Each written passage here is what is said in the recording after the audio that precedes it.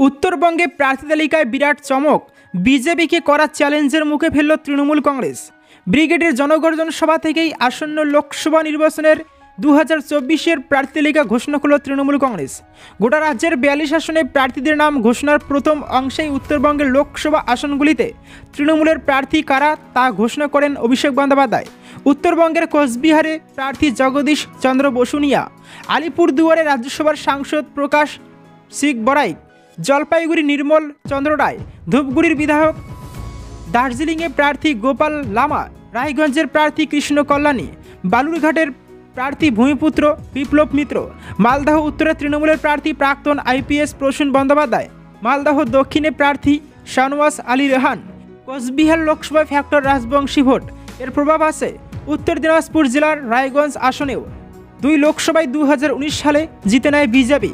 2021 সালে অবস্থার সাময়িক বদল হলেও 2024 সালে রায়গঞ্জে বিজেপি ছাড়াও তৃণমূল কংগ্রেসকে লড়তে হতে পারে কংগ্রেসের সঙ্গে। লোকসভায় নজরে বালুরঘাট লোকসভা আসন। দক্ষিণ দিনাজপুর জেলায় 2021 সালে ভালো ফল করে তৃণমূলের।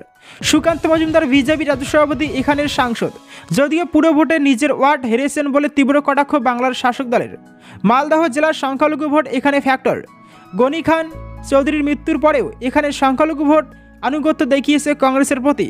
2019 সালে এই জেলায় মালদহ উত্তর আসন জিতে নেয় বিজেপি, মালদহ দক্ষিণ আসন জিতে নেয় কংগ্রেস। তবে আমূল বদল ঘটে 2021 সালের ফলে।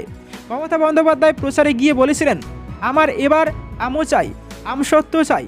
সেই ফল পেতে প্রার্থী তালিকা ঘোষণা করে দিল তৃণমূল কংগ্রেস।